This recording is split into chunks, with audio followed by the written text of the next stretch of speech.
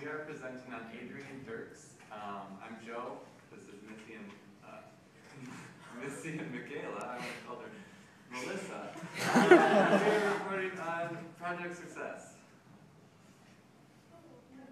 Okay, so we did our interview with Adrienne Diercks, and she is the founder and executive director of a nonprofit organization in Minneapolis called Project Success. And it was founded in 1994, and she's been working there ever since.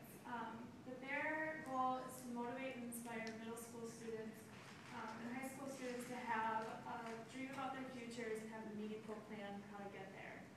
So they go into classrooms from the time kids are in 6th grade till they graduate, and they teach curriculum using goal-setting workshops in class, theater experiences with theater partners in the area, and special programming like college visits, one-on-one counseling sessions, and they actually serve nearly 12,000 young people in different cities. So Adrienne graduated from Whittier College in California with a degree in English, and other than that, she has no previous business experience before starting this.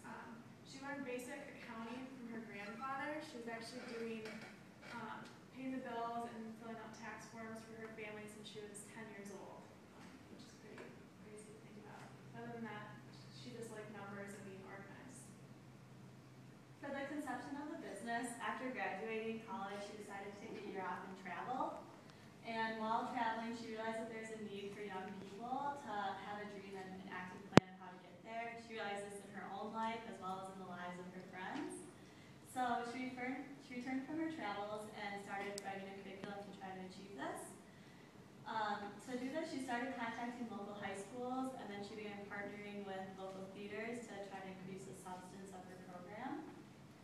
High schools eventually began to recognize her work and allow her to take on more and more classes. For the developing the business, as Micaela said, she didn't really have a business background, so she didn't have a business plan, but she was still able to plan in other ways through programming and goal setting. She also didn't fundraise. She did a lot for herself by doing odd jobs, such as painting houses. When she did get her initial funding, it was through networking and people believing in her concepts, which eventually turned into donations and then grants. And when we talked to her, she said that one key to fundraising was to have a good reputation and good work. She continued to say that you can have a plan or do something absolutely extraordinary and people will come to you. Currently, she has two contacts that she gets funding from, which is General Mills and Life Touch, and they've had over a 20-year partnership together.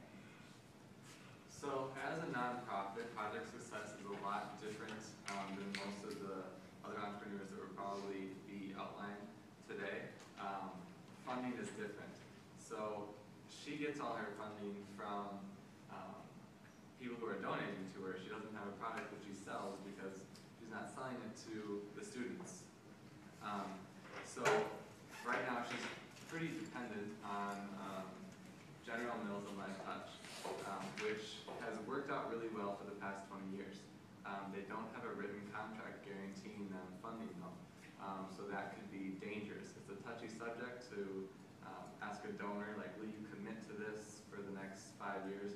But I think it's something that they can look into in the future. In the past, they've overcome tough economic times just through conservative spending, cutting back on overhead. One problem that they've had in the past is that Adrienne is really the driving force behind Project Success. She's very dynamic and very important. So they've had to deal with creating an institution that will last beyond Adrienne. And they've done that through the creation of a board of directors so that when it comes time for Adrienne to step down, Project Success will continue on. They're hoping to take Project Success to more school districts with franchising in particularly Detroit. So they won't necessarily take Project Success to Detroit, but sell the curriculum to the Detroit school districts, and that could also bring in more revenue that isn't dependent on fundraising. Personally, for Adrienne, she's ready to step down when the time comes. If the board of directors or herself decides that she's no longer the best person for the job, she's willing to do that. Some of the key takeaways that Adrienne gave us, when she confronts a problem she doesn't know what to do with. She asked 3 experts what to do, takes their advice, modifies it, and applies it to her own problem. She said to stick with your mission and don't do what you're trying to do just to secure funding. And lastly, she said, don't let your education hinder you in achieving what you want to do.